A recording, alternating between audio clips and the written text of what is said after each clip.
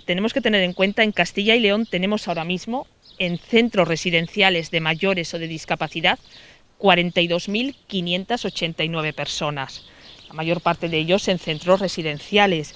Los residentes que están contagiados son 271, tanto personas mayores como personas con discapacidad, es decir, estamos hablando de un 0,6% de las personas que viven en residencias. Yo creo que eso es importante ponerlo de manifiesto porque muchas veces perdemos el orden de magnitud de las cosas, es decir, 0,6 no es ni siquiera el fallo vacunal, que muchas veces dicen que la vacuna no es efectiva al 100%.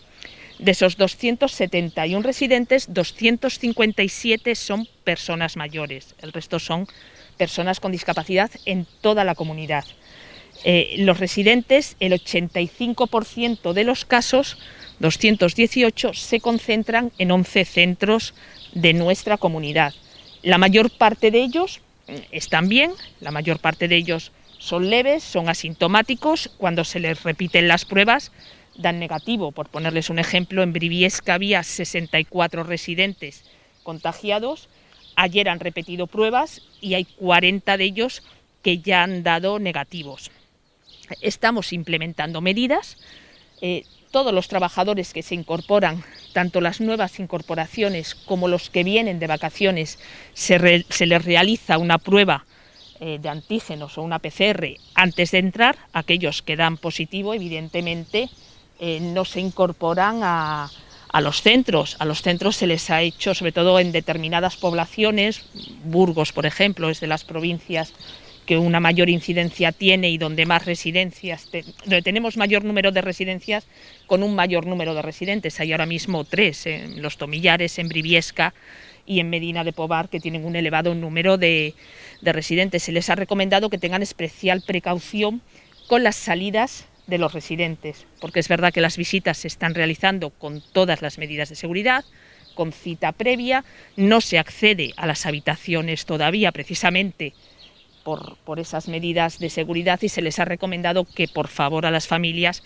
extremen las precauciones con las salidas de los residentes. Entonces yo creo que la situación dentro del contexto global es una situación que está controlada. Como les digo, afectados podemos considerar 11 centros que acumulan 218 casos, la mayoría asintomáticos, la mayoría leves, y que estamos hablando de un 0,6%. Yo creo que eso es importante el decirlo. Se habla de que si la vacuna, que si está fallando, que si no está fallando. Ninguna vacuna es efectiva al 100%. Cuando empezábamos a hablar de estas vacunas se hablaba de una efectividad en torno al 91%. Cuando tenemos un 0,6 de los residentes, quiere decir que la vacuna es efectiva más de un 99% de las personas que han sido vacunadas, teniendo en cuenta que son personas muy mayores y personas que muchas de ellas presentan muchas patologías o muchas polipatologías, como suelen decir.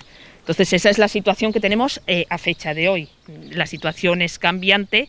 Es verdad que hace una semana la situación era mejor, había muy poquitos residentes afectados. La mayoría de los brotes, teniendo en cuenta que cuando se declara un brote, que cuando Sanidad declara un brote es una persona, bien sea residente o bien sea trabajador, eso ya implica un brote en ese centro.